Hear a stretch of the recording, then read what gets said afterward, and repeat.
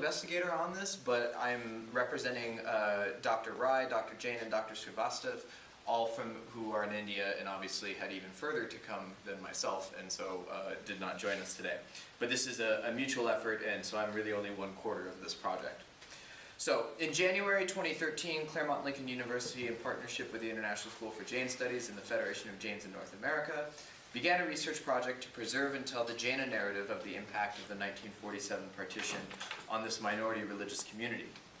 We've conducted about 38 interviews to date, and while we do not intend to provide a journalistic account of the Jaina role in partition history, because we know that's almost impossible at this point, nevertheless, these interviews, coupled with the available historical data on the history of Jains in northwestern India, has provided us with an interesting picture of the way Jainism's unique philosophy of nonviolence, Ahimsa, factored into the survival of this community in the face of partition violence and over the course of their migration to India.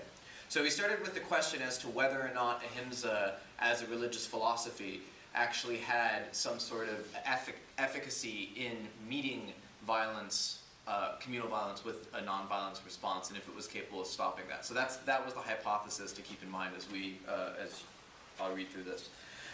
So as we sat in the living room in New Delhi suburb on a chilly January day, bundled up with coats and scarves, the American on our research team, which is me, came to the stark realization that India's homes are clearly designed for a warm weather climate to keep the heat out and not in. And this makes sense considering there are only 1 or 2 weeks of the year where the temperatures approach freezing at night. Unfortunately, this week happened to be one of them. One could say that such warm weather-oriented thinking is part of the Indian identity. The elderly man sitting across from me was a Jain. We were here to record his memories surrounding his experience during the 1947 partition of India into the present-day nations of India, Pakistan, and Bangladesh.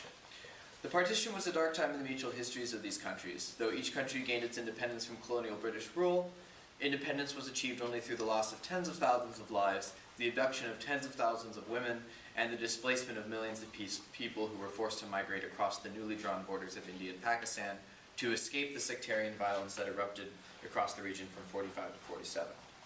According to our interviewees, the responsibility and blame for the violence lay not with Muslims, Hindus, or Sikhs in general, but is shared by nationalistic motivations of certain politicians on both sides of the independence movement, i.e. the RSS and the League.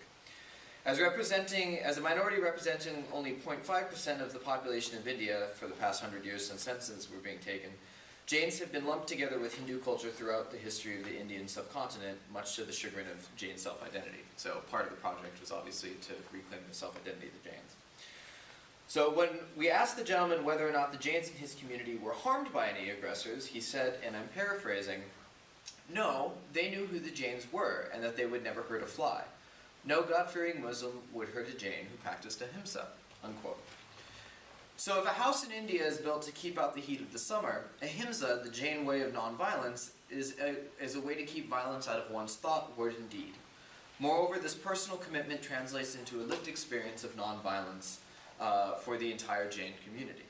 As historical and narrative evidence suggests, Ahimsa as cultural identity, not as necessarily a religious philosophy, but a cultural identity for which religious philosophy is part of, played a vital role in the overall survival of the Jain community during the communal violence that erupted and forced their migration from northwestern regions of pre-partition India.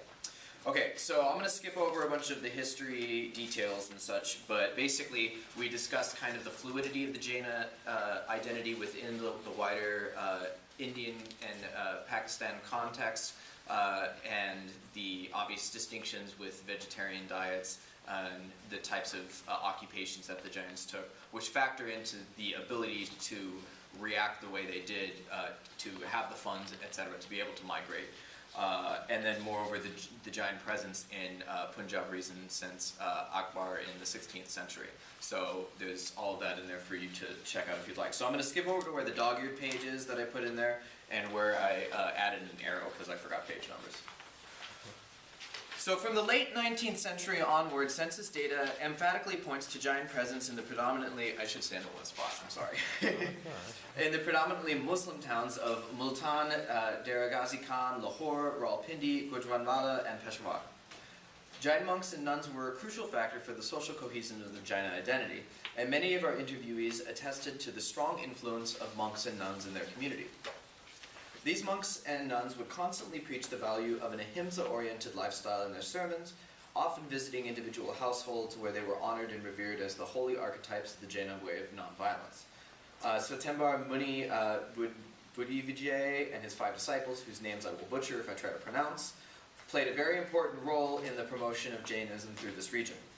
These monks and nuns were revered by their communities during the partition, and the narratives from our interviews show the significance of Jain piety for guiding the activities of the Jain community during partition.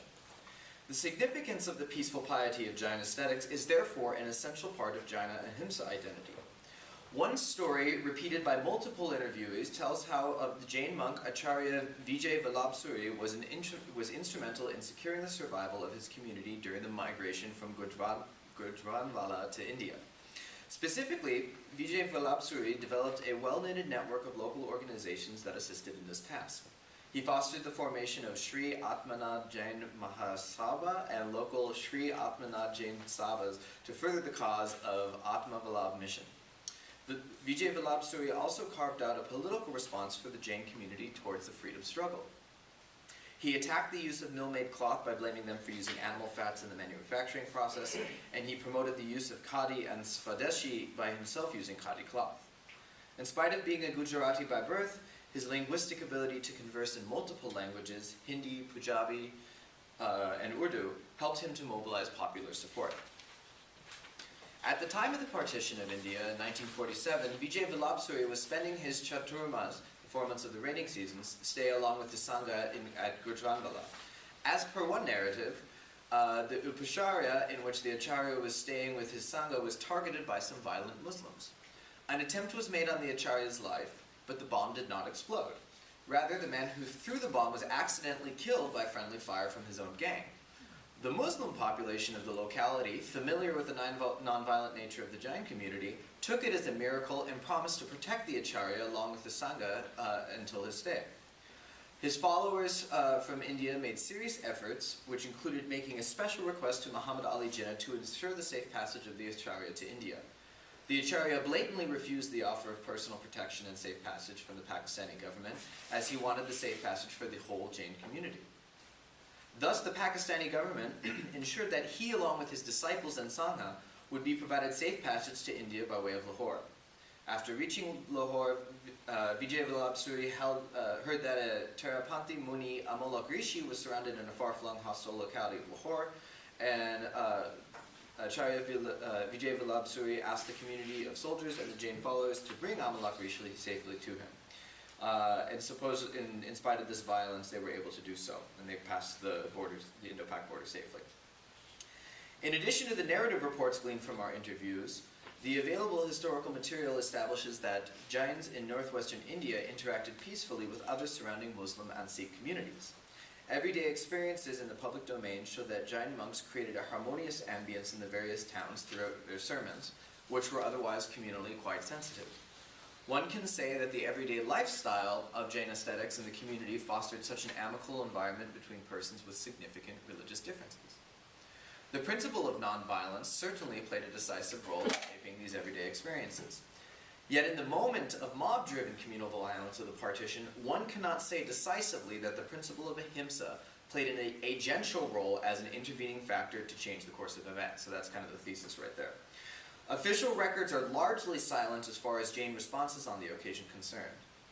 Other Jain narratives and memoirs, while referring to the partition of India, do not